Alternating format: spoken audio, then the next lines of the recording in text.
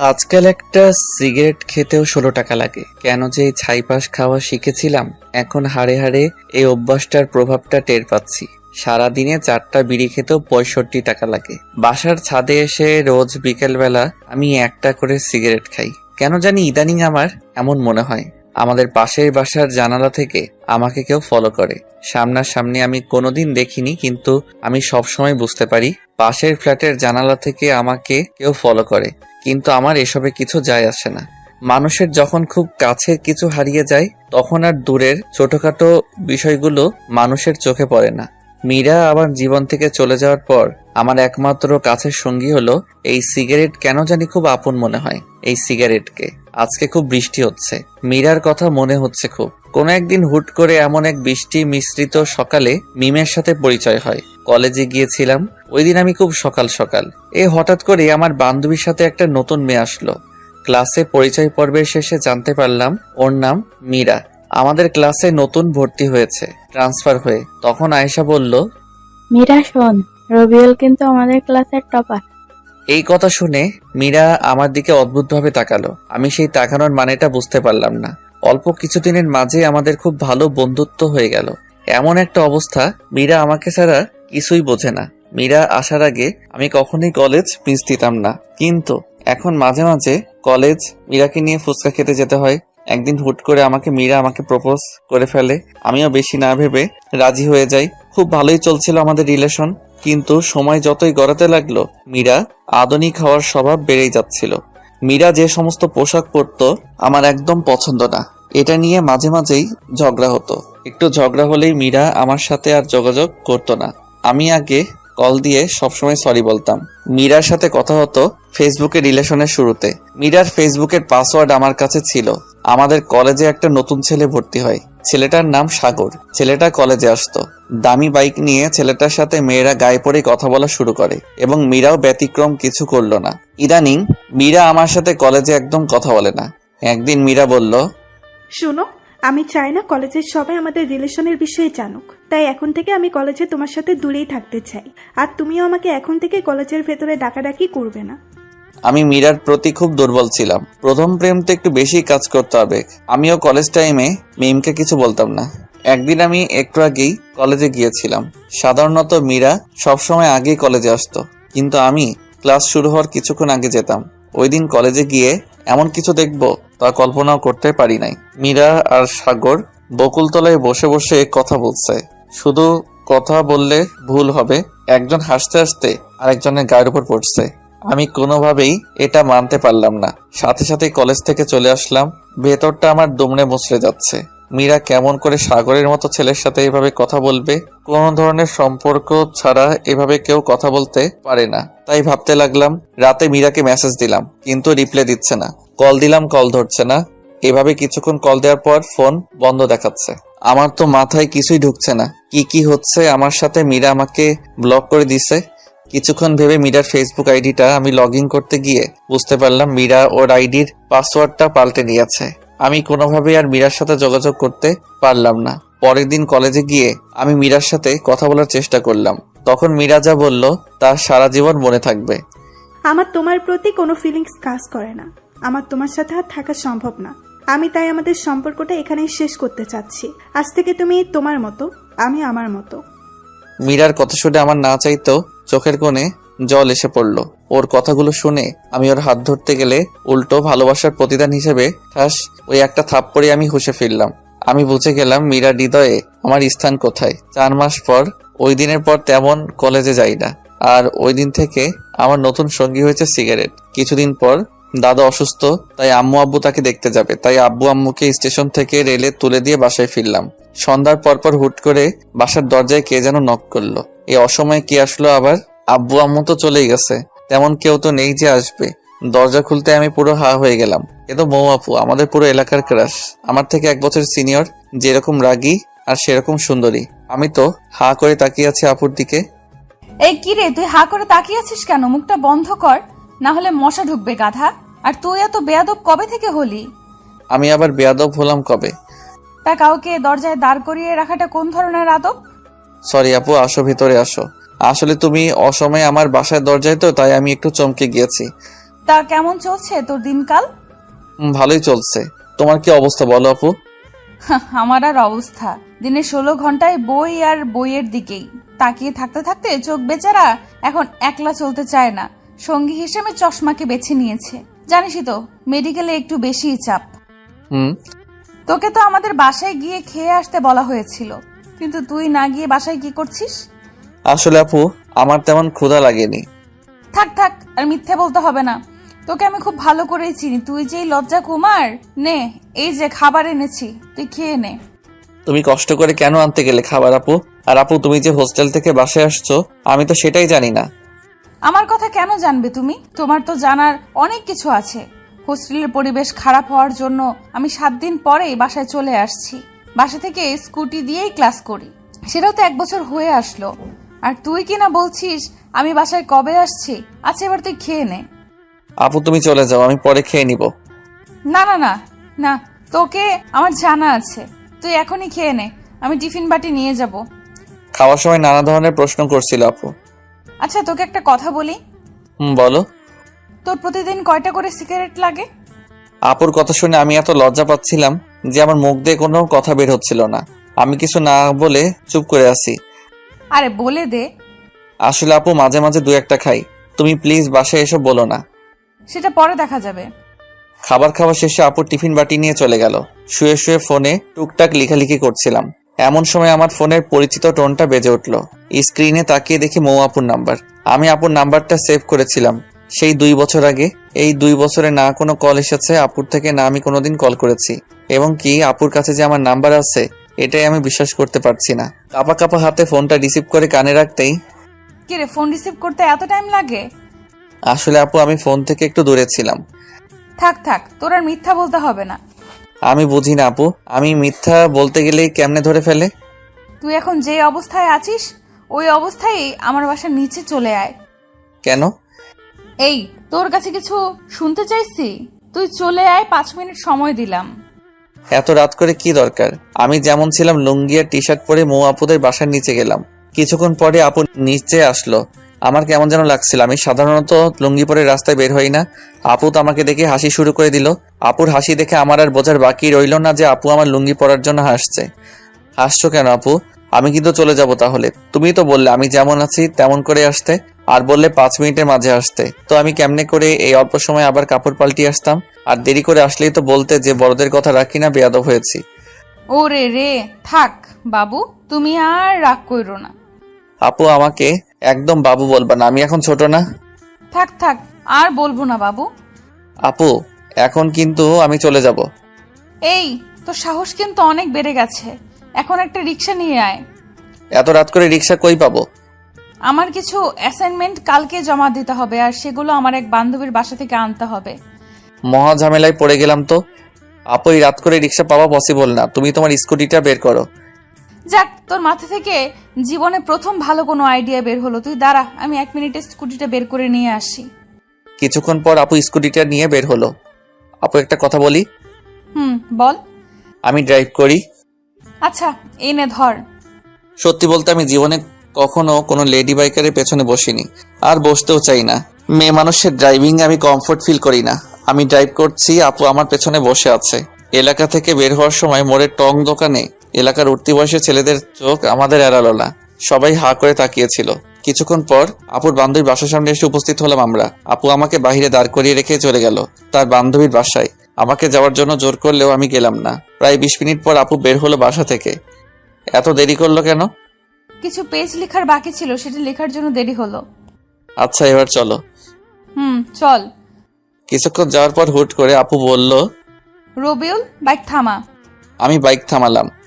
কেন থামাতে বললে আপু? চল ফুচকা খাই। এখন এই রাত করে ফুচকা খাবে তুমি? আমরা দুজনই খাবো।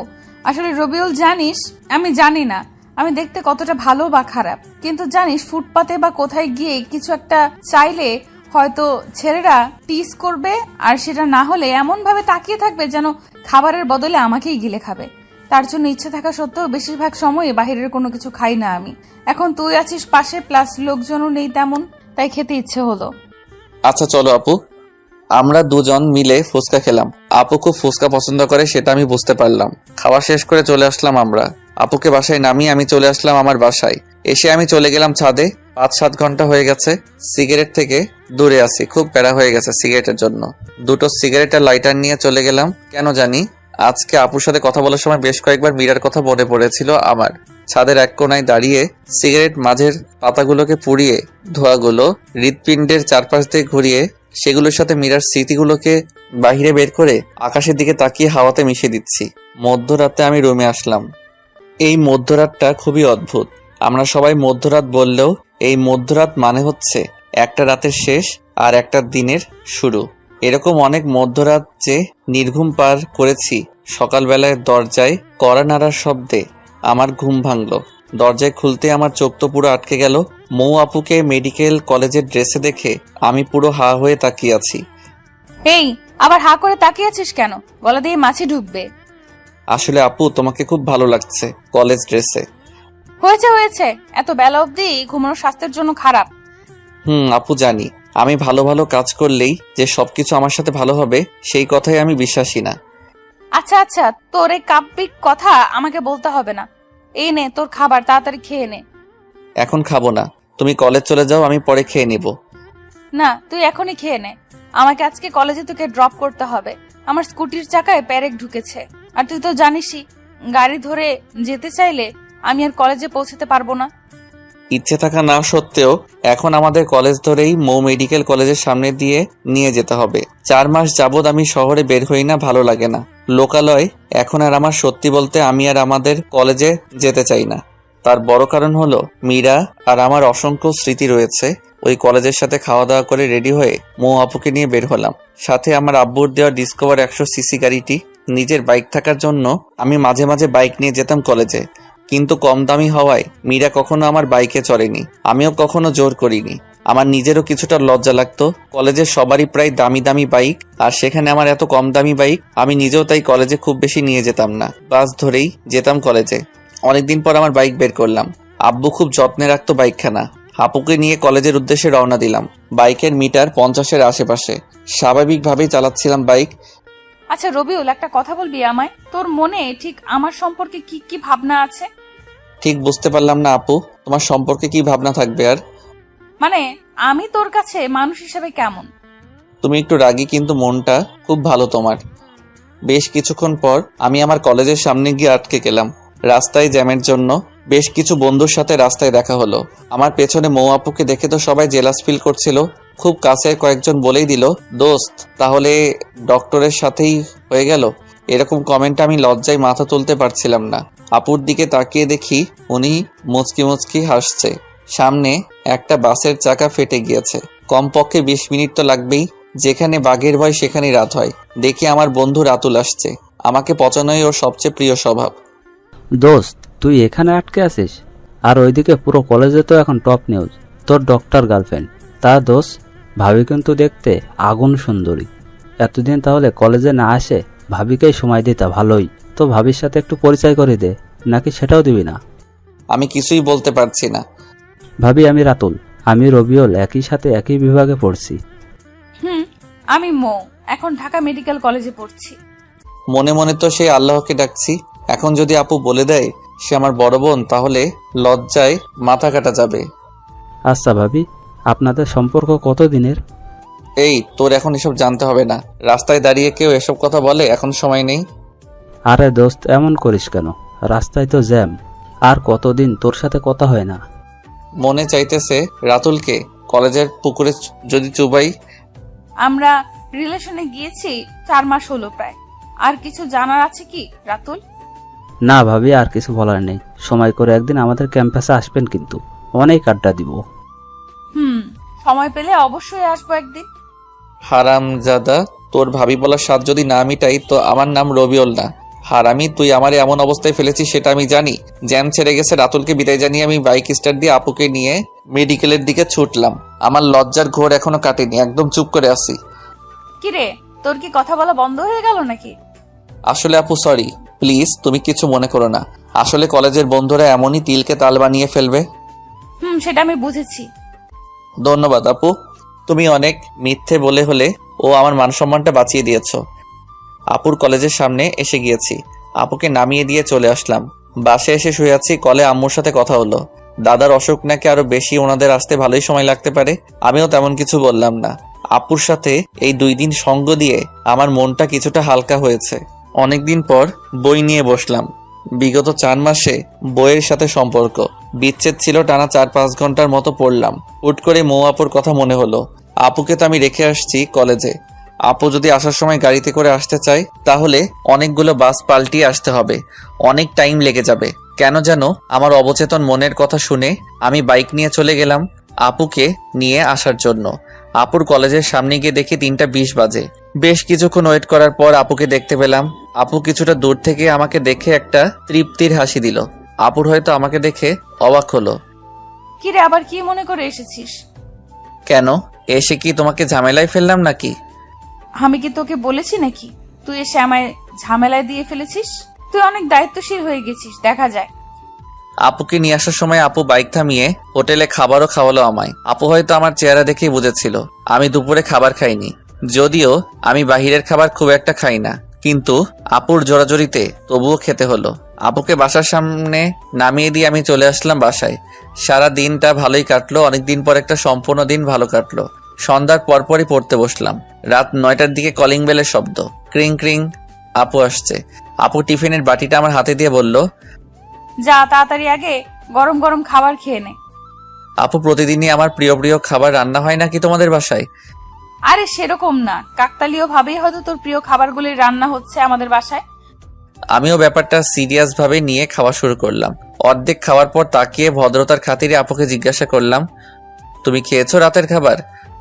না, আমি খাইনি। আমি একটু লেট করেই খাই রাতের বেলা। বলো কি, তোমাকে বসিয়ে রেখে আমি খেয়ে যাচ্ছি? এত খাবার আমি এমনিতেও খেতে পারবো না, আসো দুজন মিলে খাই। না, তুই খেয়ে নে। কি হবে খেলে?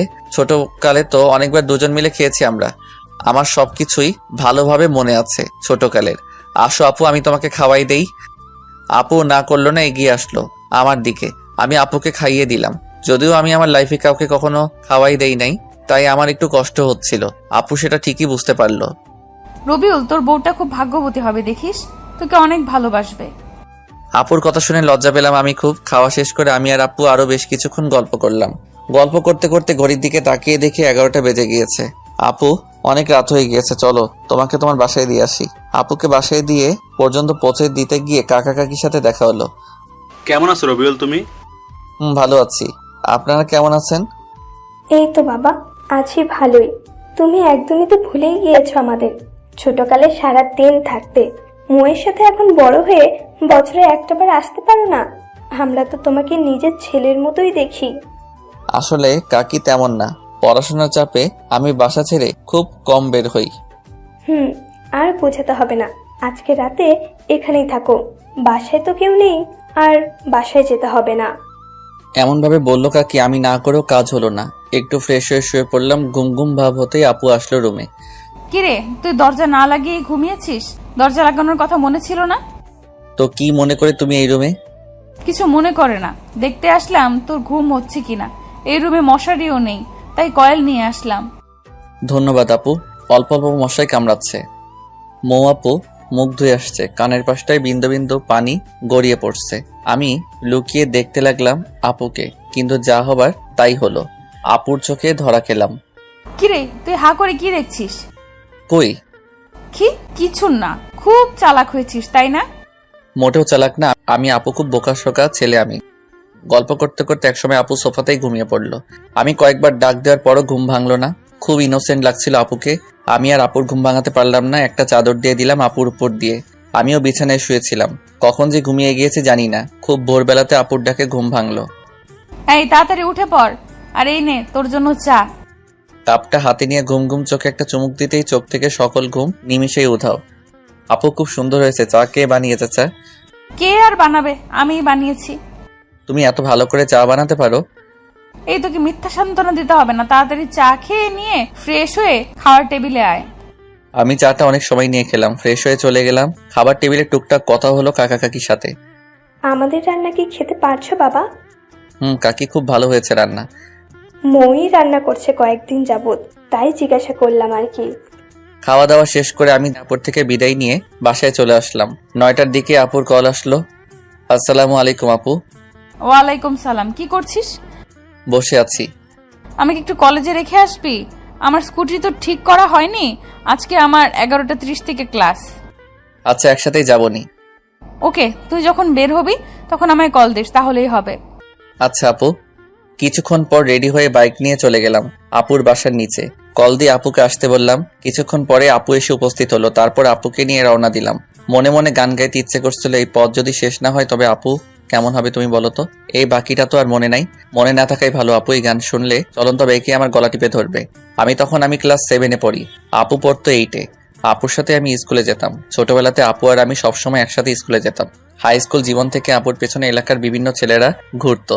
আমাদের এলাকার সিনিয়র এক ভাই ছিল। ভাই টুকটাক পলিটিক্স করত, এলাকায় খুব প্রভাব ছিল, তার জন্য সবাই ভয় পেত কম বেশি। ভাইয়ার নাম ছিল আকাশ। উনি আপুকে ওই সময় খুব পছন্দ করত। প্রতিদিনই স্কুলে যাওয়া আর আসার সময় আপুর জন্য রাস্তায় দাঁড়িয়ে থাকতো। এভাবে 6 মাস চলে যায়। বেচারা ভাইয়ার জন্য ওই ছোট বয়সে আমারই মায়া জন্মে গিয়েছিল। একদিন সাহস করে আপুকে প্রপোজ করে ভাইয়া। আপু সরাসরি কোনো ভনিতা না করে জানিয়ে দেয় আপু কোনো রিলেশনশিপে যেতে পারবে না, কিন্তু ভাইয়া তবুও হাল না ছেড়ে আপুকে ফলো করত। একদিন আবারও কথা বলার জন্য আপুকে ডাক দেয়। আপু ওই দিন না দাঁড়িয়ে হাঁটা শুরু করতে গেলে ভাইয়া আপুকে থামানোর জন্য আপুর হাত ধরার চেষ্টা করে, আর সাথে সাথে আপু দাঁড়িয়ে স্যান্ডেল খোলে। আকাশ ভাইয়ার গালে বিদ্যুৎ গতিতে 5-7 বার জোতা দিয়ে মারলো। পরে বিষয়টা এত ভাইরাল হয় যে আকাশ ভাইয়া লজ্জায় এলাকা ছেড়ে প্রবাসে পাড়ি জমায়। আমার কলেজের সামনে এসে আমি বাইক থামালাম। আপু তুমি এখানেই দাঁড়াও, আমার কলেজে একটু কাজ আছে, তা শেষ করে আসছি। আচ্ছা। কলেজে এসেছি আমাদের ডিপার্টমেন্ট প্রধান সালাম স্যারের সাথে দেখা করতে। ক্লাস টপার হওয়ার জন্য স্যার আমাকে খুব আদর করতো আর শাসনও করতো খুব। মীরার বিষয়টা জানার পর স্যার নিজেই আমাকে কলেজে আসতে মানা করেছিল, কারণ স্যার খুব ভালো করেই জানতো কলেজে আসলেই মীরা আর সাগরকে একসাথে দেখে আমার অবস্থা দিন দিন খারাপই হতো। সত্যি বলতে ক্যাম্পাসে সবাই জানতো কম বেশি ভালোবাসায় কতটা সিরিয়াস ছিলাম। স্যারের চেম্বারে গিয়ে দেখি স্যার নেই। অফিস সহকারীর সাথে কথা বলে জানতে পারলাম স্যার আমাদের ক্লাসে ক্লাস নিচ্ছে। আমি আমাদের ক্লাসের সামনে গেলাম, খুব নার্ভাস লাগছে, হয়তো অনেকদিন পর মীরার সাথে দেখা হবে। দরজা খুলে স্যার আসতে পারি? আসো। আসসালামু আলাইকুম স্যার। ওয়ালাইকুম আসসালাম। কেমন আছো তুমি? ভালো আছি স্যার, আপনার সাথে কিছু কথা আছে। আচ্ছা, আমার ক্লাস শেষ, তুমি আমার রুমে আসো। তারপর স্যারের সাথে কলেজের ব্যাপারে কিছু কথা ছিল, সেগুলো বলে চলে আসলাম আপুর কাছে। তারপর আপুকে নিয়ে কলেজে নামিয়ে দিলাম। ধন্যবাদ, সাবধানে যাবে বুঝলি? আমাকে মেসেজ দিস পৌঁছে। আমি বাধ্য ছেলের মতো মাথা নেড়ে চলে আসলাম। বাসায় এসে আপুকে একটা কল দিয়ে জানিয়ে দিলাম আপুর সাথে কথা বলে কেমন যেন একটা শান্তি পাই। এই শান্তিটার মানে কি সেটা আমি জানি না। বিকেলে আবার আপুর কল। কি রে রবিউল, কি করতেছিলি? তেমন কিছু না আপু। কাজ না থাকলে আমায় একটু নিতে আসতে পারবি? আমি আসছি। আপুকে নিতে গেলাম। আপুর কথা ভাবতে ভাবতে বাইক চালিয়ে যাচ্ছিলাম। হুট করে আচমকা রাস্তায় কুকুর এসে পড়লো। আমার বাইকের সামনে যা হবার তাই হলো। ব্যালেন্স ঠিক রাখতে পারলাম না, রাস্তার পাশের একটা বড় গাছের সাথে ধাক্কা খেলাম। তারপর আর কিছুই মনে নাই। চোখ খোলার পর নিজেকে হসপিটালে আবিষ্কার করলাম। উপর দিকে তাকিয়ে দেখি আমার হাত ব্যান্ডেজ করে ঝুলানো রয়েছে। ভালো করে চারপাশে তাকাতেই দেখি মৌ আপু আমার মাথার পাশে বসে কান্না করছে। আপু আমার চোখ খুলতে দেখেই চোখের জল মুছলো। কান্না করছো কেন আপু? আমার কিছুই হয়নি, ঠিক আছে আমি। আমি তোকে আসতে না বললে কিছুই হতো না। সরি, তুই আমাকে মাফ করে দে। আপু তুমি পাগলের মতো কি সব বলছো? আসলে রাস্তায় হুট করে মাঝপথে কুকুর এসে যায়। কুকুর বাঁচাতে গিয়ে আমি ব্যালেন্স হারিয়ে ফেলি। একটু পরে ডক্টর আসলো। ডক্টর আসার পর বুঝতে পারলাম আমার ডান হাতের হাড় ভেঙে গিয়েছে। আমাকে হসপিটালে আনছে কে আপু? আমি যতদূর জানি একটা গাড়ির ড্রাইভার তোকে পৌঁছে দিয়েছে, আর তোর ফোনের আমার নাম্বার প্রথমে থাকায় আমাকে কল দিয়ে জানায়। তারপর আমি আসছি। আমি এসে রাতুলকে কল দিছি, তারপর রাতুলও আসছে। আচ্ছা আপু, তুমি রাতুলকে কেন কল দিছো? এখন তো দিলে আমায় বিপদে ফেলে। রাতুলের সামনে যদি তোমাকে আপু আপু করে বলি তাহলে কলেজে আমার যেটুকু সম্মান আছে তার সবটুকু নিলাম করে দিবেও। জানো না তো আপু, তুমি রাতুল থাকেই আমাকে পচানোর জন্য সবসময়। প্লিজ আপু, রাতুলকে বুঝতে দিও না যে তুমি আমার বড় আপু। প্লিজ আপু। আচ্ছা আচ্ছা, সে আমি দেখছি, কিন্তু বাবু তুমিই আমাকে আপু বইলো না আবার রাতুলের সামনে। আমাকে আপুর সাথে কথা বলতে শুনেই রাতুল ভেতরে আসলো। কিরে দোস্ত, তুই কি ভাবিকে নিয়ে স্বপ্ন দেখতে দেখতে বাইক চালানো শুরু করেছিলি নাকি? সামান্য কুকুরের সাথে ধাক্কা লেগে এই অবস্থা? বড় কোনো গাড়ি থাকলে তো কথাই ছিল না। হারামি, তুই কি আমাকে দেখতে এসেছিস নাকি আমাকে আরো খোঁচাতে এসেছিস? আরে না দোস্ত। আস্তে শোন, ডক্টরের সাথে কথা বল, দেখ কি বলে। আমি বাসায় চলে যাব। এখানে থাকলে আমার দম বন্ধ হয়ে আসবে। তোর দম বন্ধ হলেও 7 দিনের আগে রিলিজ দিবে না। কোনোভাবেই শরীরের অনেক জায়গায় কেটে গিয়েছে। যেখানে বাঘের ভয় সেখানেই রাত হয়। আমার সবচেয়ে অপছন্দের জায়গা হলো হসপিটাল। আচ্ছা তুই থাক দোস্ত, আমি সন্ধ্যার দিকে আসবো আবার তোদের জন্য খাবার নিয়ে। আরে ভাই, তোর খাবার আনতে হবে না, তুই ফ্রি থাকলেই এমনিই আসিস। তুই এখন চুপ করে রেস্ট কর, তোর কিছু বলতে হবে না। ভাবি আমি গেলাম তাহলে, আমার বন্ধুর খেয়াল রাখেন ভালো করে। মৌ আপু মাথা নাড়িয়ে শুধু হুম বলল। রাতুল চলে যেতেই আমি হাঁপ ছেড়ে বাঁচলাম। ও থাকলে কথা বলতে বলতে আমাকে জ্বালিয়ে মারত। আপু একটা কথা বলি। বল। আমার তো আপু হসপিটালে থাকলে দম বন্ধ হয়ে আসবে। তুমি তো হবু ডক্টরই, দেখো না ডাক্তারের সাথে কথা বলে কিছু করে আমাকে বাসায় নিয়ে যেতে পারো নাকি? আচ্ছা দেখছি তুই এত অস্থির হচ্ছিস কেন, তুই একটু শুয়ে থাক, আমি দেখি ডাক্তারের সাথে কথা বলে আসি, দেখি কিছু করা যায় নাকি। বেশ কিছুক্ষণ পর আপু আসলো রুমে। রবিউল, আমি ডক্টরের সাথে কথা বলছি। আমি মেডিকেলের ছাত্রী হওয়ায় ডক্টর তোকে ছাড়পত্র দিতে রাজি হয়েছে, কিন্তু 7 দিন তোর নার্স হিসাবে আমাকে তোর পাশে থাকতে হবে। ও আচ্ছা, তাহলে থাক, আমি এখানেই থাকি। তোমার পড়াশোনায় অনেক ক্ষতি হয়ে যাবে। এই তুই কি আমার থেকে বেশি বুঝিস নাকি? আমার পড়ার কথা তোর ভাবতে হবে না। তারপর আপু আমার প্রেসক্রিপশনটা নিয়ে গেল কিছু ইনজেকশন আর ওষুধ আনার জন্য। আপু যাওয়ার 2 মিনিট পরই আচমকা মীরা এসে উপস্থিত। মীরাকে দেখে আমার বিরক্ত লাগছে। কেমন আছো? কি করে হলো এসব? বলেই তো ন্যাকা কান্না শুরু করে দিল। এই নাটকের তো আমি কোনো মানে বুঝতে পারলাম না। আমার মুখ দিয়ে কোনো কথা বের হচ্ছিল না। মীরার সাথে কথা বলার জন্য আমার ভেতরে কোনো কথা নেই। এমন সময় মৌ আপু এসে পড়ল। আপুকে দেখে মীরা আমার শরীর ধরে কান্না করছিল। মৌ আপুর দিকে তাকাতেই দেখি আপুর মুখটা কালো হয়ে গিয়েছে। আপু পুরো একটা বিব্রতকর অবস্থায় পড়ে গেল। রবিউল, কে উনি তোমার? কেউ না তেমন, আমাদের ক্লাসেই পড়ে। আমার কথা শুনে এক মুহূর্তেই মীরার কান্না থেমে গেল। তেমন কিছু না বলে আপু আর আমার থেকে বিদায় নিয়ে চলে গেল। আমি কিছুতেই হিসাব মেলাতে পারতেছি না। মীরা কেন আসলো হসপিটাল? এটা কি আমাকে নিয়ে মীরার নতুন কোনো গেম? মীরা চলে যাওয়ার পর আমি আর আপু একটা সিএনজি করে আপুদের বাসায় চলে আসলাম। আপুর চোখের দিকে আমি তাকাতেই পারছি না। একটু পর পরই আপুর চোখ দিয়ে জল পড়ছে। আপু প্লিজ, তুমি আর কান্না করো না। তুমি এভাবে যদি কান্না করো তাহলে আমি একটু সুস্থ হব না। আপু চোখের জল মুছে জোর করে হাসার চেষ্টা করলো আপু। কিছুক্ষণের মধ্যে বাসায় পৌঁছালাম, কিন্তু হাত ভাঙা থাকায় খাওয়া নিয়ে বাজলো বিপত্তি। আমি চামিচ দিয়েও ভাত তুলতে পারছিলাম না। পুরো হাতই শক্ত করে ব্যান্ডেজ করা। বাধ্য হয়ে আপু আমাকে খাওয়াই দিচ্ছিল। আপু তুমি এত ভালো করে খাওয়াই দিতে শিখলে কই থেকে? এর আগে কাকে কাকে খাওয়াইছো? আমার লাইফের ফার্স্ট কাউকে আমি নিজের হাতে খাইয়ে দিতেছি, বুঝলি? বুঝেছি আপু। কি বুঝলি? এটাই যে আপু তুমি সব বিষয় পারফেক্ট একজন মানুষ। আপু একটা কথা বলি। বল। তোমার বিএফ নেই? আছে আমার বিএফ। আপুর বিএফ আছে, এই কথাটা শুনে আমার ভেতরটা নাড়া দিয়ে উঠলো। আপু আমি আর খাবো না, আমার পেট ভরে গিয়েছে। আপু চলে গেল প্লেট রেখে আসতে। বুঝলাম না, আপুকে তো আমি ভালোবাসি না, তাহলে আপুর বিএফ আছে এটা শুনে আমার কষ্ট হচ্ছে কেন? তবে কি আমি আপুর প্রেমে পড়ে গিয়েছি? না, এসব ভাবাও ঠিক না। আপু কিছুক্ষণ পর রুমে আসলো। কিরে রবিউল, মন খারাপ নাকি তোর? একটু মন খারাপ। আব্বু আম্মুর কথা মনে পড়েছে। ও আচ্ছা, তুই শুয়ে শুয়ে বিশ্রাম নে, তাহলে কোনো কিছু লাগলে আমাকে ডাক দিস। আমার কিছু পড়া আছে, আমি পড়তে বসবো। আচ্ছা আপু যাও তুমি। আর শোনো আপু, কাকা কাকিকে বলো তারা যেন আমার অ্যাক্সিডেন্টের কথা আব্বু আম্মুকে না জানায়। শুধু শুধু চিন্তা করবে। আচ্ছা সেটা আমি এখন বলে দিচ্ছি, তুই বিশ্রাম কর। আপু চলে গেল। আপু যাওয়ার সাথে সাথেই কেমন যেন শূন্যতা অনুভব করছি। শুয়ে শুয়ে অতীতের কথাগুলো ভাবছি, কত না সুন্দর ছিল দিনগুলো। মীরা এসে আমার জীবনটা এলোমেলো করে দিচ্ছে। সত্যিকারের ভালোবাসা মানুষের জীবনকে যেমন সুন্দর করে তোলে, মিথ্যে ভালোবাসা তেমনি জীবনকে বিস্ময় করে তোলে।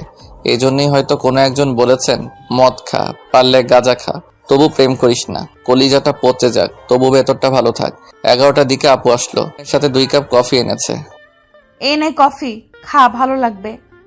আপুর থেকে কাপটা নিয়ে চুমুক দিতেই ভেতরটা শান্ত হয়ে গেল। অসাধারণ কফি বানিয়েছে আপু। কফি খেতে খেতে গল্প করছিলাম। আচ্ছা আপু, তুমি কিন্তু বললে না তোমার বিএফ আছে কিনা? এই তুই আমার বিএফ এর খোঁজ খবর নিয়ে কি করবি বল? তোর কি মনে হয় আমার বিএফ আছে কিনা? মেডিকেলে পড়ে আবার বিএফ? আমার সম্পর্ক ওই ডিপার্টমেন্টের বইয়ের সাথে। আপুর কথা শুনে তৃপ্তি পেলাম। আচ্ছা তোর জিএফ নেই? তুই তো ডুবে ডুবে জল পান করিস। সত্যি বলতে আমিও সিঙ্গেল এখন আপু, কিন্তু একটা রিলেশনে ছিলাম আমি অতীতে, কিন্তু মেয়েটা অল্পতেই ধোকা দিয়ে চলে গিয়েছে। আমার কথা শুনে আপু এভাবে হাসবে এটা আমি ভাবিনি। আপুর হাসির শব্দে আমার হৃদয়ে খুব আঘাত করলো। আমার কি দোষ নাকি? আমার দোষ এটাই, আমি অন্ধের মতো আমার ভালোবাসার মানুষটিকে বিশ্বাস করেছি। আমার চোখ দিয়ে অজান্তেই জল এসে পড়লো। আরে পাগল, সরি, কান্না করে দিতে হবে তাই? আরে কলেজ লাইফে দু একটা প্রেম বিচ্ছেদের ঘটনা স্বাভাবিক, বুঝলি? দেখিস ওই মেয়ের চেয়েও ভালো একজন আসবে তোর জীবনে। তুই শুধু মন দিয়ে পড়াশোনা কর, ক্যারিয়ারে ফোকাস রাখ, এখন নতুন করে রিলেশনে জড়াস না। আর বেশ কিছুক্ষণ গল্প করে আপু আমাকে গুড নাইট জানিয়ে চলে গেল। আমিও ঘুমিয়ে পড়লাম। আপু চলে যাওয়ার পর বেশ কিছুক্ষণ আপুকে মিস করলাম। ধীরে ধীরে আপুর সাথে ক্লোজ হয়ে যাচ্ছি। খুব ভালো লাগে আপুর সঙ্গ এখন আমার।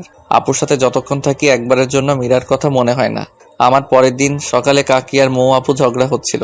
আমি অবশ্য ঝগড়ার কারণ বুঝতে পারলাম না, শুধু বুঝতে পারলাম আপু যেন কি নিয়ে কাকির সাথে তর্ক করছিল। ভদ্রতার জন্য আমি রুমেই ছিলাম চুপচাপ।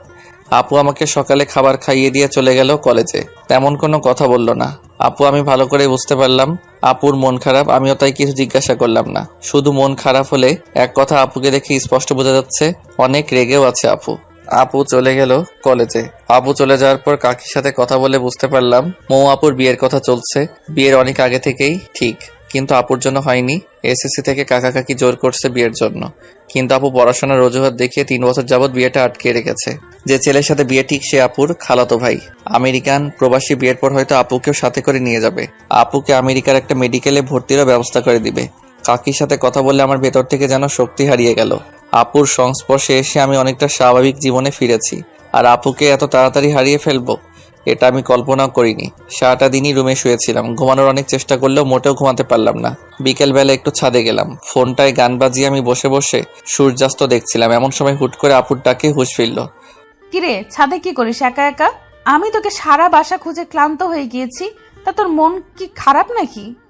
না, মন খারাপ না, এমনি বসে আছি একটু। সকালে কাকির সাথে কি নিয়ে ঝগড়া করলে? যদিও আমি জানি কি নিয়ে আপু ঝগড়া করেছে, তবুও আপুর থেকে শোনার জন্য জিজ্ঞাসা করেছি। ও ভালো কথা মনে করেছিস। তোকে একটা কথা বলি, কাউকে বলিস না। আচ্ছা আপু বলো। আমার বিয়ে ঠিক করেছে আম্মু আব্বু। 3 বছর অনেক কষ্টে আটকে রেখেছি, কিন্তু এবার আর পারবো না রে। আমি হয়তো বিয়ের আগে কোনো পাগলামি করে ফেলতে পারি। তুই কথা দে, আমি যাই করি না কেন তুই আমাকে সাহায্য করবি। আপু এমনভাবে বললো আমি না করতে পারলাম না। আপুকে কথা দিয়ে ফেললাম, যাক ভালোই লাগছে। আপু তাহলে কোনোভাবে হয়তো নিজের বিয়েটা আটকে দিবে। 10 দিন পার হয়ে গিয়েছে, আজকে আমার ব্যান্ডেজ খুলে দিল আপু। আমি এখন পুরোপুরি সুস্থ। আম্মুর সাথে কথা হয়েছে, আমি বলেছি তোমরা আরো কিছুদিন থাকো, আমার কোনো প্রবলেম হচ্ছে না। আপুদের বাসা থেকে আমার বাসায় চলে আসছি। ভালোভাবেই চলছিল দিন। টুকটাক খোঁজ খবর আপুই নেয় আমার, আর খাবার তো আপুই দিয়ে যায়। এর মধ্যে একদিন রাত 2টায় আপুর কল। আমি একটু ভয় নিয়ে রিসিভ করলাম। এত রাতে আপু কি মনে করে কল দিল? এই তোকে কয়বার কল দিছি দেখ হারামি, 22 বার কল দিছি এইবার নিয়ে। সরি আপু, আমি ঘুমেছিলাম। আচ্ছা আচ্ছা, কি হয়েছে আপু বলো। কিছু হয়নি, দরজা খোল তাড়াতাড়ি। এই দরজা খুলতে বলছি, তোকে খুলবি নাকি মার খাবি? আমি কিছুটা অবাক হয়ে দরজা খুললাম। খুলেই তো কারেন্টের শক খেলাম। আপু একটা ব্যাগ নিয়ে দাঁড়িয়ে আছে। ভেতরে ঢুকে আমাকে যা বললো তা শোনার জন্য আমি মোটেও প্রস্তুত ছিলাম না। এই তাড়াতাড়ি তোর কিছু প্রয়োজনীয় কাপড় গুছিয়ে নে, আমি বাসা থেকে পালিয়েছি। আমার মাথায় কোনো কিছুই কাজ করছিল না। কি হলো, কথা কানে যায় নাই? আপুর থাপ্পড়কে হুঁশে ফেললাম। ব্যাগ গুছিয়ে নিয়ে বাসা তালা দিয়ে বের হলাম। এখন আমি আর আপু রেডি স্টেশনে দাঁড়িয়ে আছি। আমি এখনো জানি না আপু কই যাবে। চারদিকে শুনশান নীরবতা, দেখে বোঝার উপায় নেই এই স্টেশনগুলো দিনের বেলায় কতটা ব্যস্ত হয়ে পড়ে। স্টেশনে যদি কোনো মানুষ হতো তাহলে এখনকার পরিস্থিতি হতো ঠিক কমায় যাওয়া একজন রোগী। কিছু মানুষ স্টেশনে রাত্রি যাপন করে, যাদের থাকার মতো আশ্রয় নেই। কতই না অদ্ভুত রহস্যময় আমাদের এই পৃথিবী। অনেক ঘর ফাঁকা আছে আমাদের দেশে, যেখানে ঘুমানোর কেউ নেই। আর এখানে ঘুমানোর মানুষ আছে কিন্তু ঘর নেই। দিন শেষে আমরা মিথ্যে করে বলে ফেলি উচ্চ গলায়, মানুষ মানুষের জন্য। আমার মনে হয় এটা বলা ঠিক না। এখন বলা উচিত মানুষ স্বার্থের জন্য। আপুর দিকে তাকিয়ে আমি কিছুই বুঝতে পারছি না। এরকম পরিস্থিতিতে এত চুপ করে আছে কেমন করে? আপুর ডাকে কিছুটা হকচকিয়ে গেলাম। রবিউল, বলো আপু। এই শোন, সবার আগে তুই আমাকে এই আপু বলাটা অফ করে রাখ। যেভাবে আপু আপু করিস মানুষের সামনে না আবার বিপদে ফেলে দেস। আপুর কথার আগামাথা কিছুই বুঝলাম না। আপু বললে আবার কিসের বিপদ হবে? আমি না বুঝে ইশারায় মাথা নাড়ালাম। আপু টিকিট কাউন্টার থেকে টিকিট কেটে নিল। আমি একদম চুপ করে আছি। এই নে, টিকিটগুলো তোর কাছে রাখ। টিকিট হাতে নিয়ে বুঝতে পারলাম আমরা সিলেট যাচ্ছি। ঘড়ির দিকে তাকিয়ে দেখি 3:40 বাজে। রেল আসবে 3:55-তে, আর এই স্টেশন থেকে ছেড়ে যাবে ঠিক 4টায়। আপু, তোমার প্ল্যানিং এর কিছু তো বললে না। 2 ঘন্টা যাবত তোমার সাথেই আছি শুধু। শোন, এখন কোনো কথা নয়, রেলে চড়ার পর আমি সব বলবো। আমি শুধু মাথা নাড়ালাম। আমরা দুজনে মিলে রেলে চড়লাম। আমরা ভিআইপি কামরায় উঠেছি। আমরা বাদে পুরো কামরাই, কয়েকজন কাপল বাদে পুরো কামরাই ফাঁকা ছিল। একটা হুইসেল দিয়ে চালু হলো রেল। রেল চালু হতে আপু মনে হয় হাঁপ ছেড়ে বাঁচলো। আচ্ছা আপু, এখন বলো তোমার পুরো প্ল্যান কি? তুই তো কিছুটা জেনেছিলি আগেই। আম্মু আর আব্বু আমার উপর জিদ করে কোনো ধরনের অনুষ্ঠান না করে আজকে আমাকে বিয়ে দিয়ে দিত। আমি রাজি না হলে জোর করেই দিত বিয়ে আজকে। আমি কোনো উপায় না পেয়ে রাতে বাসা থেকে লুকিয়ে চলে আসছি। তাড়াহুড়োতে মাথায় বুদ্ধিতে আসেনি, আর তোকে কল দিয়েও পেলাম না। কত চিন্তা হলো আমার জানিস। যখন তুই কল রিসিভ করছিলি না, তখন একেবারে জন্য মনে হচ্ছিল তুই কল না ধরলে নিজেই নিজের একটা ক্ষতি করে ফেলবো। আল্লাহর রহমতে তুই 22 বারে রিসিভ করে ফেলেছিস। সরি আপু, আসলে আমি ঘুমিয়েছি 1টার দিকে, আর তুমি কল দিছো 2টার দিকে, তাই ধরতে পারিনি। আচ্ছা ঠিক আছে, সরি বলতে হবে না। তোর আসার সময় প্রয়োজনীয় কিছু কাপড় নিয়ে আসছি সাথে করে, আর আমার কাছে ক্যাশ টাকা ছিল 50,000, সেগুলো নিয়ে আসছি।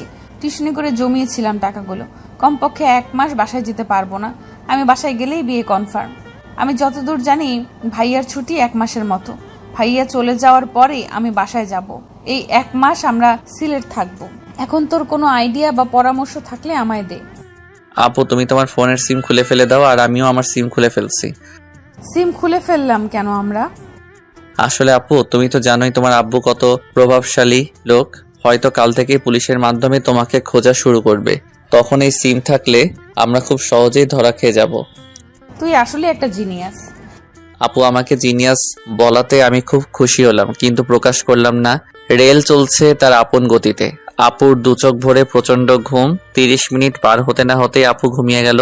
আমার কাঁধে মাথা রেখেছে। কেন জানি বিষয়টাতে আমি খুব শান্তি পেলাম। পুরোটা জার্নিতে আপু ঘুমিয়েছে আমার কাঁধে মাথা রেখে। ঘুম থেকে উঠে একটাবার ধন্যবাদও দিল না। আপু মানুষ কত নিষ্ঠুর। আপুর এই ঘুমের জন্য আমি 6 ঘন্টা টানা একভাবে বসেছিলাম। নড়াচড়া করার ফলে যদি আপুর ঘুম ভেঙে যায়, এই জন্য স্থির ছিলাম।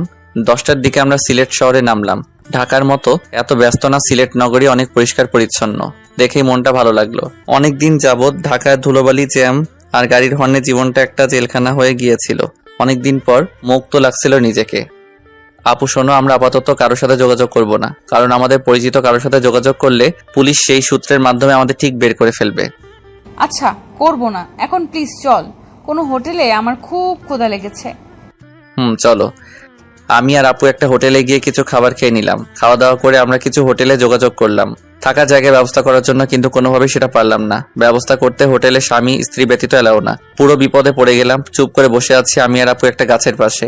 আমার খুব চিন্তা লাগছিল, রাত হলেই বিপদ বেড়ে যাবে। এর মাঝে আমি আর আপু স্বামী স্ত্রীর পরিচয়ে বাসাও ভাড়া করতে চেষ্টা করছি, কিন্তু হয়নি। সেই চেষ্টা সফল। সবারই এক কথা, বিয়ের ডকুমেন্ট ছাড়া কিংবা কারো রেফারেন্স ছাড়া বাসা ভাড়া দেওয়া হবে না। হুট করে আপু বলে উঠলো, পেয়ে গিয়েছি আইডিয়া, চল তাড়াতাড়ি। কোথায় যাব? কিছু না বলেই বলছো যেতে? কাজী অফিস যাব আমরা। এখন বিয়ে করে নিব, তারপর একটা বাসা ভাড়া নিব। এত ঝামেলা যেতে পারবো না। কি মেয়েরে, আল্লাহ সামান্য বাসা ভাড়া নেওয়ার জন্য বিয়ে করে নিবে? তুমি এই বাসা ভাড়া নেওয়ার জন্য এখন বিয়ে করবে? কেন, তুই কি ভয় পাচ্ছিস নাকি? ঢাকা গিয়ে আমি তোকে ডিভোর্স দিয়ে দিব, কেউ জানবেও না। বিয়ের কথা শুনে অবাক হলেও কিছুটা ভালো লাগলে ও ডিভোর্স শব্দটা শুনে কেমন যেন শূন্যতা অনুভব করলাম। ভয় পাওয়ার কি আছে, তুমি যা ভালো মনে করো। চল। একটা রিক্সা করে কাজী অফিসে গেলাম আমরা। কিছু ঝামেলা ছিল সাক্ষীর, কিন্তু টাকা কিছু বেশি দেওয়াতে সব ঠিকঠাকই হলো। সব কাজ শেষ করে আমরা বিয়ের ডকুমেন্ট নিয়ে একটা বাসাও ভাড়া করে নিলাম। বাড়িওয়ালা 2 জন বৃদ্ধ আর বৃদ্ধা আমাদের বিয়ে কতদিন যাবত হয়েছে জিজ্ঞাসা করলো। আপু বুদ্ধি করে কিছু মিথ্যা লাগিয়ে বলল, আমরা লুকিয়ে বিয়ে করেছি আজকে। আর কিছু ইমোশনাল কথা বলাতে বাড়িওয়ালা রাজি হয়ে গেল। আমরা অগ্রিম মাসের ভাড়া দিয়ে রুমে উঠলাম। আর শোন বাবারা, এই রুমে আগে 2 জন থাকতো। 6 মাস থাকার পর বাসা ভাড়া না দিয়ে চলে যায়, কিন্তু যাওয়ার সময় সব রেখেই চলে যায়। তোমরা এগুলো ব্যবহার করতে পারো। যাক, খুব ভালো হলো। বিছানা থেকে শুরু করে রান্নার প্রয়োজনীয় সবই আছে। মেঘনা চাইতেই জল। আপিও খুব খুশি হলো। বাড়িওয়ালা চলে গেল। আমি আর আপু বিছানায় বসে আছি। না চাইতেও আমার চোখ দিয়ে জল এসে পড়ছে। কি থেকে কি হয়ে গেল। সত্যি বলতে আমার বিয়ে নিয়ে অন্যরকম একটা স্বপ্ন ছিল। সামান্য কিছু সুবিধার জন্য বিয়ে করতে হলো, অথচ কালেমা থেকে কবুল বলা সবই কতটা দামি। কিরে তুই কান্না করছিস কেন? কই কান্না করছি না, চোখে হয়তো ধুলো গিয়েছে। আচ্ছা তুই রুমে থাক, তাহলে আমি ফ্রেশ হয়ে আসি। আপু চলে গেল ফ্রেশ হতে। আমি বিছানায় বসে বসে ভাবছি আজকে রাতটা আমার বাসর রাত। আপু গোসল করে আসছে, আপুর ভেজা চুলগুলো একটা তোয়ালে দিয়ে বাঁধা, কানের পাশে কিছু চুল থেকে টপ টপ করে পানি পড়ছিল। আপুকে এই অবস্থায় দেখে আমি পুরো শক খেলাম। কিরে তুই কি দেখিস অমন করে? মনে হয় আজকেই তুই প্রথম দেখছিস আমায়। যা গোসল করে আয়। যাচ্ছি। আমি গোসল করে আসলাম, এসে দেখি আপু তার চুল ছেড়ে দিয়েছে শুকানোর জন্য। আপুর এত বড় চুল আমি তো বুঝতেই পারিনি। এর আগে আপুকে যতবার দেখেছি আমি কখনো আপুর চুল দেখিনি। আজ দেখে আমি তো পুরো অবাক, এত পড়াশোনা করে আপু কেমন করে তার চুল সামলাতো। আপু একটা কথা বলি। বল। আচ্ছা আপু, তুমি কেমন ছেলেকে বিয়ে করতে চাও? তোর মতো ছেলেকে? আমি এগুলো নিয়ে ভাবিনি কখনো। সত্যি কথা হলো আমি মেডিকেল কোর্স শেষ করেই বিয়ে করতে চাই, তার আগে এগুলো নিয়ে ভাবতে চাই না। ও আচ্ছা। আচ্ছা দেখ রবিউল, এখন তো এই বাসায় আমরা কমপক্ষে 1 মাস থাকবো, আর যেহেতু আমরা এখানে স্বামী স্ত্রী হয়ে বাসা ভাড়া নিয়েছি, তাই তুই আমাকে টোটালি আপু বলা অফ কর। সবসময় তুই আমাকে নাম ধরে ডাকবি। আপু আর নাম ধরে ডাকতে গেলে দেখবি গুলিয়ে ফেলবি। এখানে আমাদের না চাইলেও স্বামী স্ত্রীর মতো অভিনয় করতে হবে, আর সেটা না করলে ধরা খেলে আবার পুলিশেও দিতে পারে। এখনকার মানুষ অনেক সচেতন, তো এখন থেকে আমি তোকে তুমি করে বলবো, আর তুই আমাকে নাম ধরেই ডাকবি, ঠিক যেরকম স্বামী স্ত্রীরা কথা বলে। আপুর কথা শুনে ভালোই লাগলো, নিজেকে সত্যি সত্যি জামাই মনে হচ্ছিল। কিন্তু তুমি আবার কিছু মনে করবে না, বলবে না তো যে বেয়াদবি করছি?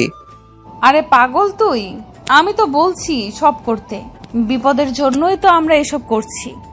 আচ্ছা মৌ, খুব ভালোবাসা মিশিয়ে আপুকে নাম ধরে বললাম। রাতের বেলায় আবার বাড়িওয়ালা আসলো আমাদের রুমে। তোমাদের নামই তো ভালো করে জানা হলো না। আন্টি, আমার নাম রবিউল আর ওর নাম মৌ। ও আচ্ছা, তোমাদের খুব ভালো মানিয়েছে, কিন্তু দোয়া করি তোমরা অনেক সুখী হও। এই যে তোমাদের জন্য রাতের খাবার নিয়ে আসছি। এখন তো আর কিছু রান্না করতে পারবে না, আর হোটেলও বাসা থেকে অনেক দূরে। তোমরা দুজন মিলে খাবার খেয়ে নিও, আমি আসি তাহলে। আচ্ছা আন্টি, যাক ভালোই হলো, খুব ক্ষুধা লেগেছিল আমার। আচ্ছা মৌ, চলো আমরা খেয়ে নিই তাহলে। তোমাকে কি খাইয়ে দিতে হবে? আপু আমার দিকে খুব অবাক হয়ে তাকালো। তুই এমন করে কথা বলিস কেন? কেমন করে বলি? এমন ভাবে বলছিস যেন আমরা সত্যি সত্যি স্বামী স্ত্রী। থাক থাক, কথায় আসে তো, কান আর ভালো করতে নেই। তুমি বললে যেন আমরা স্বামী স্ত্রীর মতন থাকি, আর এখন বলছো আমি কিভাবে কথা বলছি, আর তুমি নিজেই বললে স্বামী স্ত্রীর মতন অভিনয় করতে। হ্যাঁ বলছি তো। তো এখন তুমি আমাকে তুই করে বলছো কেন?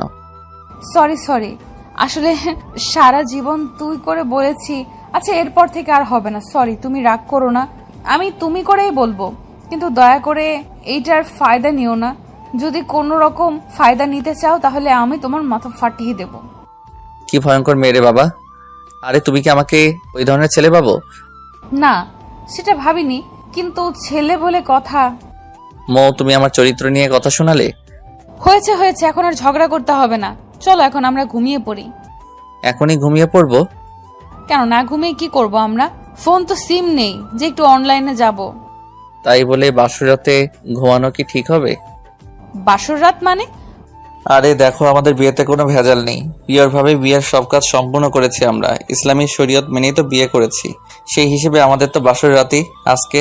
চলো না মৌ, সকল নিয়ম ভেঙে ফেলি আজকে আমরা। আমার কথাগুলো শুনে এক মুহূর্তে আপুর চোখে ভয় চলে আসলো, যদিও কথাগুলো আমি সব বলছি মজা করে। রবিউল তুমি প্লিজ এসব বলো না। আমি তোমাকে আমার চেয়েও বেশি বিশ্বাস করি। আমি জানি আমি ভুল করলেও তুমি কোনো ভুল করবে না। সরি, আমি তোমার সাথে একটু মজা করেছি। আপুর নাম ধরে ডাকতে আমার খুব লজ্জা লাগে, কিন্তু তবুও অভ্যাস করে নিতে হবে, কারণ অন্য কেউ আপু ডাক শুনে ফেললে আবার ঝামেলায় পড়তে হবে। আচ্ছা চলো আমরা তাহলে এখন ঘুমাই। সারাদিন তো অনেক ধকল গেল আমাদের উপর দিয়ে, কিন্তু বিছানায় যেতেই হলো। আর এক বিপত্তি, দুজনে আমরা এক বিছানায় ঘুমাবো। এই তুমি আমার সাথে ঘুমাবে কেমনে? তুমি নিচে ঘুমাও, আমি বিছানায় ঘুমাবো। আমাকে দিয়ে এত কিছু করিয়ে তুমি কি আমাকে নিচে রাখতে যাচ্ছ? আর এই ঠান্ডায় আমি ফ্লোরে ঘুমালে কালকে আমাকে কবর দিতে হবে। তাও ঠিক। একটা কাজ করো, বিছানার মধ্যে বালিশ দাও, আমি ওপাশে আর তুমি ওপাশে ঘুমাও। আচ্ছা ঠিক আছে। আপু আর আমি শুয়ে আছি। গত 24 ঘন্টায় কত কিছুই না ঘটে গেল। কল্পনায়ও এগুলো কখনো আমার মাথায় আসতো না। কিছুদিন আগেও যাকে হারানোর ভয়ে আটকে উঠেছিল আমার অবচেতন মন, আর আজকে তার সাথে এক বিছানায় রয়েছি। আবার হয়তো 1 মাস পর কোথায় থাকবো সেটা সৃষ্টিকর্তাই ভালো জানে। অনেক চেষ্টা করেও আমার ঘুম আসছিল না। আপুর দিকে একটু তাকাতেই দেখি আমি গভীর ঘুমে আছি। এত তাড়াতাড়ি ঘুমাই কেমনে মানুষ? আপুকে নিষ্পাপ লাগছিল ঘুমন্ত চেহারায়। আপুকে দেখে একটু লোভ হচ্ছে। আপুকে যদি একটু স্পষ্ট করতে পারতাম। কি সব ভাবছি রাতে আমি। আপুকে নিয়ে ভাবতে ভাবতে ঘুমানোর জন্য খুব সুন্দর একটা স্বপ্ন দেখলাম। সকালবেলায় আপুকে দেখে স্বপ্নের কথা মনে হতেই আমার লজ্জা লাগছিল। রাতে স্বপ্ন দেখেছি আপু আর আমি শুয়ে আছি। আমি কোনো একটা কারণে রাগ করেছি। এই রবিউল, তুমি আমার উপর রাগ করে আছো কেমনে? তবু আমি কোনো কথা বলছি না। আপু বারবার আমার সাথে কথা বলার চেষ্টা করছিল। আমি চুপ করে আছি। একসময় এসে আপু জোর করে আমার ঠোঁটে ঠোঁট লাগিয়ে খুব জোরে একটা আমি নিঃশ্বাস নিতে পারছিলাম না। আপু ছেড়ে দেওয়ার পর আমি হাঁপাচ্ছিলাম। এই তুমি কি নিয়ে হাসছো? কিছু না, এমনি হাসছি। সারাদিনে আপুর সাথে খুনসুটি ভালোই কাটলো। বিয়ের প্রথম দিন। মৌ, আমি একটু বাইরে যাব, তুমি বাসায় থেকো, কোথাও যেও না। আমাকে একা রেখে কই যাবে তুমি এই নতুন জায়গায়? আমার একটু দরকার আছে, থাকো তাহলে। আমি গেলাম। আমার মানিব্যাগটা নিয়ে বের হলাম। বাসা থেকে বের হয়ে একটা রিক্সা নিয়ে শহরে গেলাম। আসলে আমি শহরে আসছি মৌ আপুর জন্য কিছু বই কিনতে। আমি চাই না এই 1 মাসে আপুর পড়াশোনার ক্ষতি হোক, তাই দেখি কিছু বই ম্যানেজ করা যায় নাকি। আসার সময় লুকিয়ে আপুর কলেজের কার্ডটা নিয়ে আসছি। আপুর কার্ডে সব লেখা ছিল। আমার বই খোঁজার জন্য বেশি কষ্ট হলো না। মেডিকেল কলেজের একটা লাইব্রেরি থেকে আপুর সেমিস্টারের সব বই কিনে নিলাম। সব মিলিয়ে 3000 টাকার বই কিনলাম। ভালোই সময় লেগে গেল। বই কিনতে কিনতে বাসায় ফিরতেই আপু এমনভাবে দরজা খুলে দিল যেন খুব মিস করছিল। এত দেরি করতে হবে তোমার? যদি সত্যি তোমার বউ হতাম, একা রেখে এত সময় বাইরে এইভাবে থাকতে পারতে? জানো কতটা চিন্তা হচ্ছিল আমার। সরি, তোমার জন্য ছোট একটা সারপ্রাইজ আছে বলেই মৌয়ের হাতে বইয়ের প্যাকেটটা দিলাম। আমি আসার সময় গিফট পেপারে করে মরিয়ে নিয়ে আসছিলাম। বইগুলো গিফট পেপার খুলে আপু খুশিতে চিৎকার করে এসে আমায় জড়িয়ে ধরলো। আমি তো পুরো শকড। কয়েক সেকেন্ড পর আপু আমায় ছেড়ে দিয়ে, সরি, আমি উত্তেজনায় তোমায় জড়িয়ে ধরে ফেলেছি। বইগুলোকে খুব মিস করছিলাম। আমি জানো তুমি 1 মাসে কমপক্ষে 450 ঘন্টা পড়তে হবে। অনেক পিছিয়ে পড়তাম বইগুলো না পেলে। অনেক অনেক ধন্যবাদ তোমায়। আপুর খুশিতে মনটা ভরে গেল। প্রিয়জনের জন্য কিছু করতে পারাটা বেশি কিছু না, শুধু একটা চেষ্টার। এভাবে কিছুদিন চলে গেল। আপুর সাথে সম্পর্কটা অনেক বন্ধুত্বে রূপ নিয়েছে। খুব ভালো বোঝাপড়া আমাদের মধ্যে। এখন আর আপুকে আপু বলতে ভালো লাগে না, নাম ধরেই ডাকতে বেশি ভালো লাগে। বন্ধুত্বে নাম ধরেই ডাকে সবাই, আর আমরাও এটাই করেছি। সিলেট এসেছি 20 দিন হলো। এর মাঝে আমি আমার আম্মুকে কল দিয়ে বলেছি সবকিছু। আম্মু প্রথমে রাগ করলেও পরে বুঝিয়ে বলার পর শান্ত হয়েছে। তোমার ভাবতে অবাক লাগে না? কি ভাবতে অবাক লাগবে? তুমি আমার একটা সময় কিংবা 20 দিন আগেও শুধু আপু আপু করতে, আর এখন তুমি আমার সবচেয়ে ভালো বন্ধু হয়ে গিয়েছো। জানো আমার ভাবতেই অবাক লাগে। আমি কখনো ভাবিনি তোমাকে তুমি করে বলে আমি এত প্রশান্তি পাবো। জানো এখন আমার মনে হয় আমি বাদেও আমার একটা মানুষ আছে যে আমার পাশে আছে। আমার মনে হয় আমি নিজের কাছে যতটা সেফ, আমি তোমার কাছেও ঠিক ততটাই সেফ। আমি চাই রবিউল তুমি আমার বন্ধু হয়ে সারাটা জীবন আমার পাশে থাকবে। কথা দাও। মৌ, তুমি কি পাগল হয়ে গেলে নাকি? আমি তোমার সাথেই আছি। কথা দাও তবুও তুমি। মৌ আপু একদম আগের মতো নেই। আমার সাথে এমন ভাবে পাগলামি করে যেন আপু একদম ছোট হয়ে গিয়েছে। কথা দিচ্ছি তোমার সাথে আমি ততদিনই থাকবো যতদিন তুমি আমাকে তোমার সাথে রাখবে। এই তুমি এরকম ফিলোসফিক্যাল কথা বলো কেন? সোজাভাবে বলতে পারো না? থাকবো তোমার সাথেই। তুমি যখন থাকবে না তখন তার চাইলেও আমি থাকতে পারবো না। আচ্ছা আমি কই যাব? তুমি তো আর সারা জীবন এরকম থাকবে না। একদিন বিয়ে করে পাড়ি জমাবে অন্যের শহরে, তখন চাইলেও আর তোমার পাশে থাকা হবে না। মৌ একেবারে চুপ হয়ে গেল। আমিও কিছু না বলে রুমের বাহিরে চলে আসলাম। অজান্তেই চোখের কোণে জল এসে গিয়েছে। মৌ আমার সাথে আছে এটা সত্য, আর একদিন অন্যের সাথে থাকবে সেটা বাস্তবতা। বাস্তবতা সবসময় কঠিন, যেটা না চাইলেও আমাদের মানতে হবে। বেশ কিছুক্ষণ রুমের বাহিরে থাকার পর রুমে গেলাম। গিয়ে দেখি বসে বসে পড়ছে। মেডিকেলের ছাত্রীরা এতটা পড়ে সেটা মৌকে না দেখলে বিশ্বাসই হতো না। মৌয়ের মতো মনোবল সবারই থাকা উচিত। এত বিপদের সময়ও নিজের স্বপ্ন থেকে একটু পিছপা হয়নি। আচ্ছা, আমিও তো পড়াশোনা করছি, আমারও তো স্বপ্ন আছে। তেমনই হয়তো মৌয়েরও কোনো স্বপ্ন আছে। মৌ, আমার ঘুম পেয়েছে, আমি ঘুমাবো। তুমি পড়া শেষ করে রাতের খাবার খেয়ে নিও। কেন তুমি খাবে না? আমার ক্ষুধা নেই, তুমি খেয়ে নিও। তুমি না খেলে আমিও খাবো না। কেন পাগলামি করো বলো? পাগলামি করো না। তুমি না খেলে আমিও খাবো না, সোজা বলে দিলাম। আচ্ছা তুমি পড়ো তাহলে, আমি একটু শুয়ে থাকি। তুমি খাওয়ার সময় আমাকে ডেকে নিও। ঘুমিয়ে গিয়েছিলাম, মৌয়ের ডাকে ঘুম ভাঙলো। ওই রবিউল, ওঠো, যাও ফ্রেশ হয়ে আসো, আমি খাবার দিতেছি। আমি না খেলে চলে না, আমার খুব ঘুম পেয়েছে, প্লিজ। এই তুমি উঠবে নাকি আমি পানি ঢেলে দিব? উঠছি। ইচ্ছে না থাকা সত্ত্বেও ফ্রেশ হয়ে আসলাম। মৌ খুব ভালো রান্না করতে পারে। প্রথম কয়েকদিন আমি হোটেলে থেকে খাবার আনলে ও পরে মৌ বুঝতে পারে যে আমি বাহিরের খাবার খেতে পারি না। তারপর থেকে মৌই রান্না করে। খাওয়া দাওয়া শেষ করে আমি আর মৌ একসাথে ঘুমিয়ে পড়লাম। সকালে মৌয়ের ডাকে ঘুম ভাঙলো। রবিউল, ওঠো, ফ্রেশ হয়ে আসো, আজকে কিছু কেনাকাটা করতে হবে আমার। আমি ফ্রেশ হয়ে আসলাম। তারপর নাস্তা করে রিকশায় করে আমি আর মৌ মার্কেট যাচ্ছি। হুট করে রিকশাওয়ালা মামা বলে উঠলো, মামা এখন কথা কই, কিছু মনে করবেন না তো? বলো মামা, মনে করব কেন? আপনাদের তো এই এলাকায় আগে দেখিনি, আপনারা কি নতুন আইছেন এই এলাকায়? মামা, আমরা নতুন আসছি। আচ্ছা মামা, আপনারা নতুন বিয়ে করছেন তাই না? কিন্তু কেন? না, এমনিতেই জিজ্ঞাসা করলাম, আপনাদের খুব ভালো মানিয়েছে। রিকশাওয়ালার কথা শুনে মৌয়ের মুখটা লজ্জায় লাল হয়ে গেল। একটা শপিং মলের সামনে আমরা দুজন নেমে পড়লাম। কিছু কাপড় কিনলো মৌ, সাথে আমাকে দুটো টি শার্টও কিনে দিল। কেনাকাটা শেষ করে বাসায় ফিরছিলাম, কিন্তু হুট করে মৌ রিকশা থামাতে বলল, চলো না চা খাবো। সিলেটে এসে যদি এখনকার চা না খাই তাহলে সিলেট থাকাটাই বৃথা। যদিও আমি চা খাই না, তারপরও দুজন মিলে স্পেশাল চা খেয়ে নিলাম। তারপর দুজন কিছুক্ষণ ঘুরে বাসায় চলে আসলাম। বাসায় এসে আমার মাথা ঘুরাচ্ছিল, আমি শুয়ে পড়লাম। মৌ ফ্রেশ হয়ে পড়তে শুরু করলো। এই মেয়েটা কি পড়া বাদে কিছু বোঝে না? আমার তো মুড হতেই 30 মিনিট লাগে পড়তে বসার সময়, আর মৌ সুইচের মতো অন অফ হয়ে যায়। যখন মন চাই পড়ার মুডে অন হয়ে যায়। দেখতে দেখতে চলেই গেল 1 মাস। আজকে 1 মাস পূর্ণ হয়ে গেল আমার আর মৌয়ের সিলেট আসার। শহর থেকে আমি আজকে একটা সিম কিনে এনেছি। আজ 1 মাস পর ফোনে সিম ভরছি। ফোন কাস্টমাইজ করে ডাটা অন করে ফেসবুকে লগ ইন করলাম। আম্মুকে কল দিলাম। আসসালামু আলাইকুম আম্মু। ওয়ালাইকুম আসসালাম। কেমন আছো আম্মু তোমরা? এই তো বাবা, আমরা ভালোই আছি। তোরা কেমন আছিস? আজকে সাগরের পরিবারের সবাই আমেরিকা চলে গেল, সাথে মৌ, সাথে সাগরের বিয়েও ভেঙে দিয়েছে। বলো কি আম্মু, তাহলে তো আমরা কালকেই চলে আসব। কতদিন তোমাদের দেখি না। আচ্ছা বাবা, সাবধানে আছিস। আর শোন বাবা, মৌয়ের বাবা কিন্তু খুব রেগে আছে। আচ্ছা আম্মু, সেটা নিয়ে চিন্তা করতে হবে না, মৌ ওর বাসা সামলাবে। তারপর ফোন কেটে দিলাম। মৌ, শুনছো তুমি? বলো, ডাকছো কেন? একটা গুড নিউজ আছে। কি নিউজ শুনি? তোমার সাগর ভাইয়ার পরিবারের সবাই আমেরিকা চলে গিয়েছে, আর যাওয়ার আগে তোমার আর সাগরের বিয়েও ভেঙে দিয়েছে। মৌ শুনেই তো খুশিতে চিৎকার দিয়ে এসে আমায় জড়িয়ে ধরলো।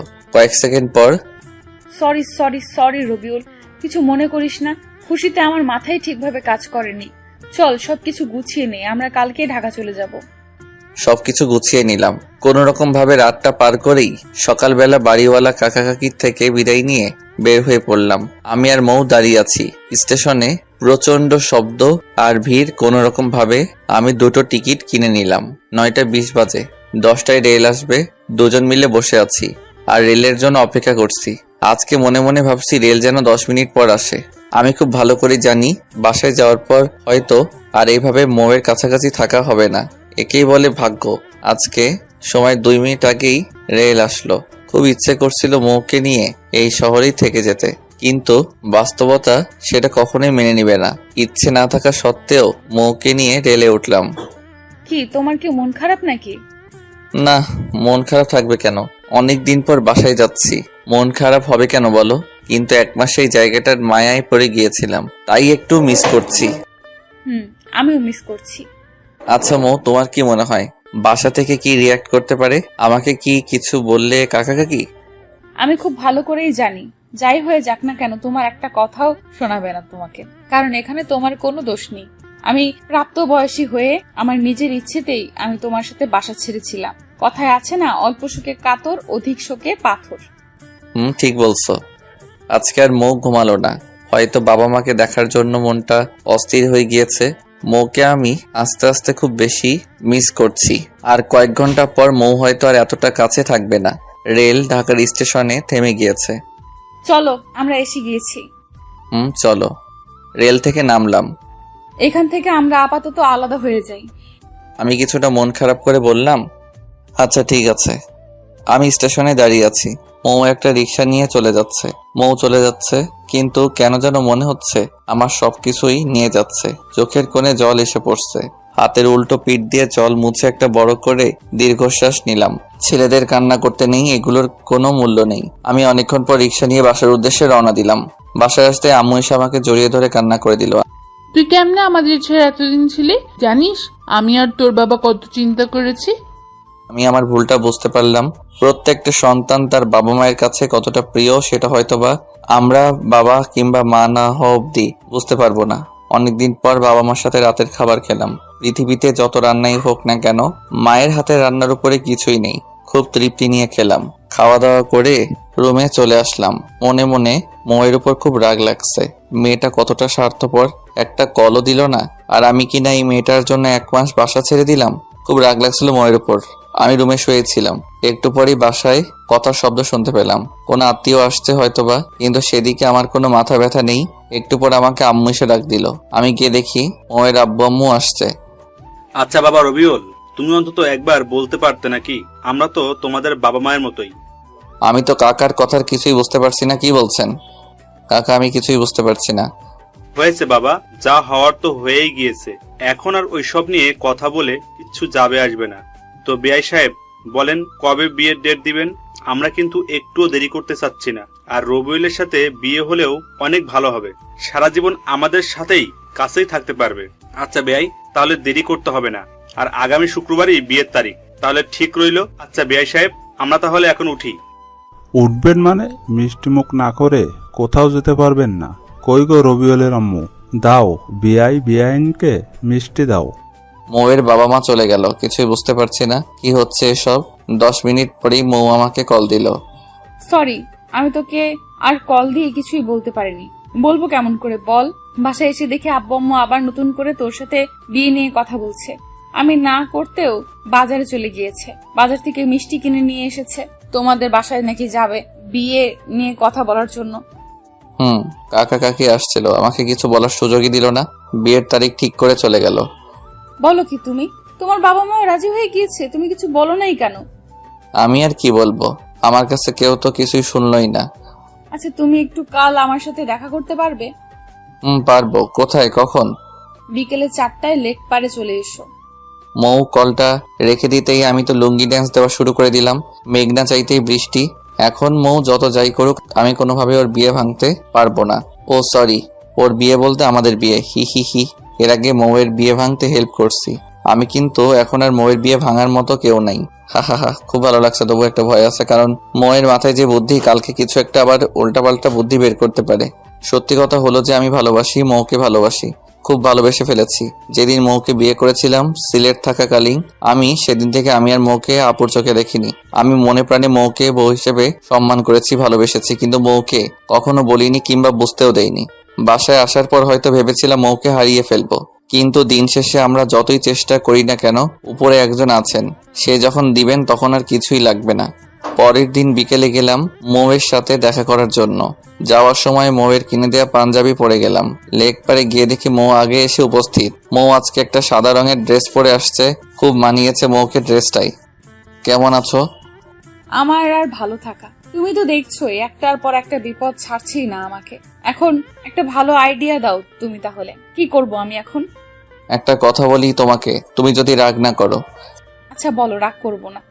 না, কথা দাও রাগ করবে না। আর সাথে যা বলার তুমি আমার কথা পুরোটা শোনার পর বলবে। বল। দেখো, বিয়ে তো একদিন তোমার কিংবা আমার করা লাগবেই। আর আমি তো ছেলে হিসেবে খারাপ না, তো তুমি চাইলে আমাকেই বিয়ে করে ফেলো। বিয়ে করার পর তো কাকা কাকি তোমাকে আর প্রেশার দিতে পারবে না। বলা শেষ। থাকো তুমি তোমার আইডিয়া নিয়ে। তোমার থেকে এই আইডিয়া অন্তত আমি আশা করিনি। আর আমি তোমাকে কখনোই স্বামী হিসেবে মানতে পারবো না। রাগ দেখিয়ে চলে গেল। যতই রাগ করো মৌ, এখন আর কোনো উপায় নেই। বউ হিসেবে তুমি শুধু আমারই হবে। রাতে মৌয়ের কল দিয়েছো কেন? তখন তো কিছু না বলেই রাগ দেখিয়ে চলে আসলে। আমি কি বিপদে নেই? আমিও তো বিপদে আছি। বিপদে মাথা গরম করে কিছুই হয় না, উল্টো আরো পরিস্থিতি খারাপ হয়ে যায়। আমি একটা আইডিয়াই তো দিয়েছিলাম, তুমি ভালো কিংবা খারাপ কিছু একটা বলতে পারতে, আর সেটা না করে রাগ দেখিয়ে চলে আসলে। তুমি আর আমি হয়তো ঠিক ছিলাম, আমরা 1 মাস এক বিছানায় থেকেও দুজন দুজনকে স্পর্শ পর্যন্ত করিনি, কিন্তু সমাজ এটা মানবে না। দিন শেষে আমরাও সমাজের নিকট দায়বদ্ধ। এখন যদি আমাদের বিয়েটা না হয়, তাহলে কাকা কাকি আর আমার বাবা মা স্বাভাবিকভাবে এই এলাকায় বসবাস করতে পারবে না।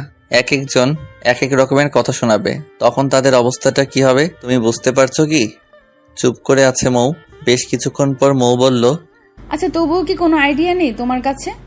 এখন আমাদের জন্য চুপচাপ সব নেওয়াটাই ভালো হবে। পরে না হয় পরিস্থিতি স্বাভাবিক হলে তখন যে কোনো কিছু করা যাবে। আচ্ছা ঠিক আছে, তুমি খাওয়া দাওয়া করছো কি? না, খাইনি, একটু পর খাবো। আচ্ছা একটা কথা বলো তো মৌ, বলো।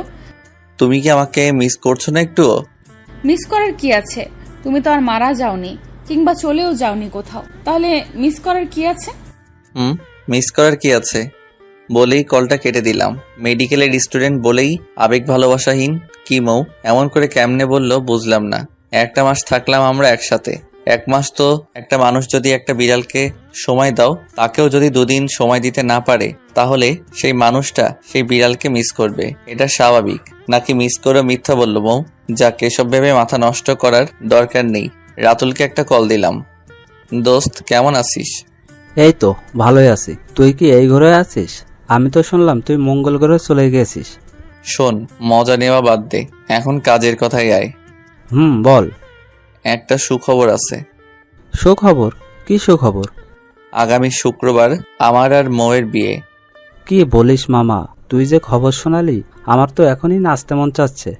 বাসায় অনেক কাজ করতে হবে, আমার তো তেমন কোনো কাজই নেই, তাই তুই কালকেই চলে আয়, আব্বু তোকে আসতে বলছে। আচ্ছা, আমি কালকেই আসতেছি। দেখতে দেখতে শুক্রবার এসে গেল। আমার খুব লজ্জা লাগছে, কেন যেন নিজেকে খুব স্পেশাল লাগছিল। কত আয়োজন, কত সাজ, সব আমারই জন্য।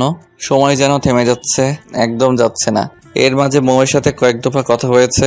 অনেক বোঝানোর পরও একই কথা, আমাকে বিয়ে করলেও স্বামী হিসেবে মানতে পারবে না। যাই হোক, বিয়ে হয়ে গেলে আমার ভালোবাসাকে নিজের করে নিব। মৌ আবার পালাতে চেয়েছিল, তাতে বুঝতে পারছি সুখ আর শোক একসাথে পেতে চলেছি। সব আয়োজন শেষ করে দ্বিতীয়বারের মতো কবুল বলছি। মনে মনে খুব হাসছি, 2বার বিয়ে করে ফেললাম। এতক্ষণ মৌকে আমি দেখতেই পারিনি, এখন আমার পাশে মৌকে আনা হয়েছে। বিয়ের সাথে মৌকে এত ভালো লাগছে যে সেটা আমি লিখে বা বলে প্রকাশ করতে পারবো না। বিয়ের সব কাজ শেষ করে এখন ফেরার পালা।